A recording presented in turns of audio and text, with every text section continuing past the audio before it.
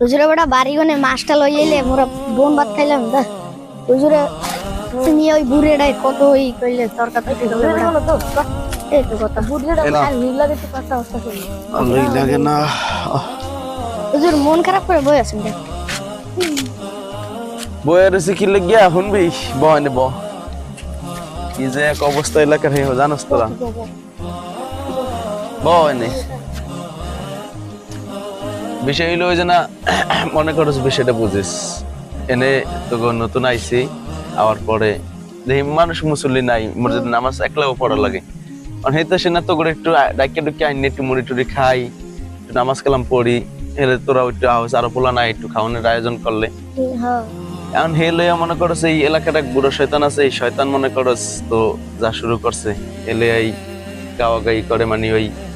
স্কুলের ওনে যাইয়া আলাপ করে অমনি আলাপ করে এমনি আলাপ করে বুঝছো সেই দোকানের হেনে যাইয়া আলোচনা করে সমালোচনা করে এরপরে এই বাড়িতে করে যারা এনে আওয়ার পরে মানুষ পাই না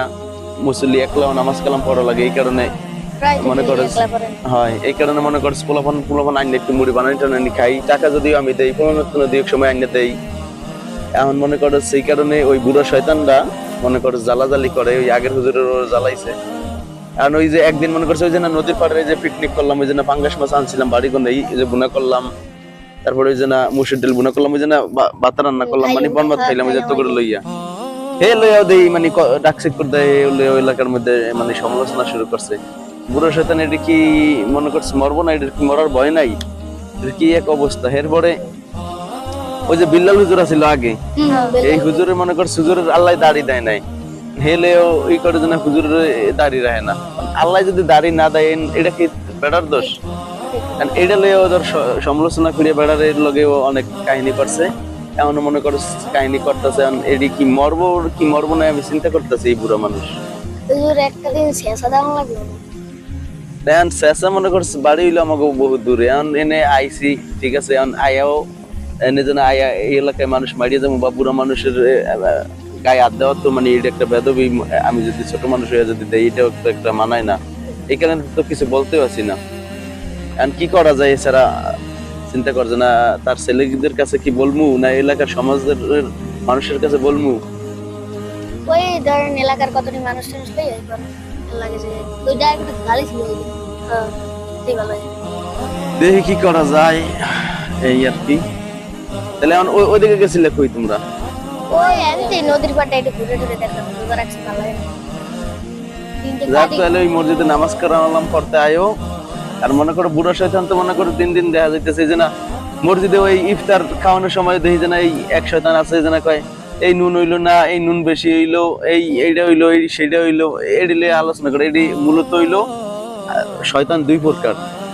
আল্লাহ বলছেন মিনাল জিন্নাতি ওয়ান নাস জিন শয়তান এবং মানুষ শয়তান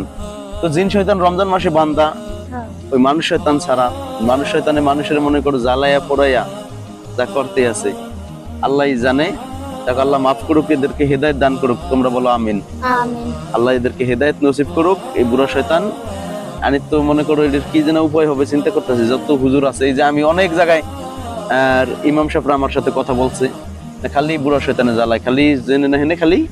বুড়ো শয়তান এই মানে হুজুরের জ্বালায় মানে যখন হুজুরের মিষ্টি মিষ্টি আলোচনা করে তখন ভালো যখন সুদ ঘুষ হারাম মানে জেনার বয়ান যখন হের গায়ে পড়ে স্বার্থে লাগে তখন এই হুজুরের মতন খারাপ আর হুজুরই নাই আর যখন এই সমস্ত বয়ান বাদ দিয়া শুধু মিষ্টি মিষ্টি আলোচনা করে হুজুরটা তো খুবই ভালো মানে এত সুন্দর আলোচনা করে আর যখনই সুদের বয়ান যখনই ঘুষের বয়ান যখনই জেনার বয়ান যখনই হারাম হালাল নিয়ে বয়ান মানুষের আইল ঠগানো নিয়ে আলোচনা করে তখন মনে করো এই হুজুরের মতন খারাপ মানুষই হয় না দুনিয়ার মধ্যে মানে এরকম লাগে বুড়ো শয়তানের জন্য একবার চাইছিলাম যে না খতমে খাজা গান পড়াইতো যে না এই সমস্ত শয়তান যদি আল্লাহ ভালো করুক আমি তো এডি মরুক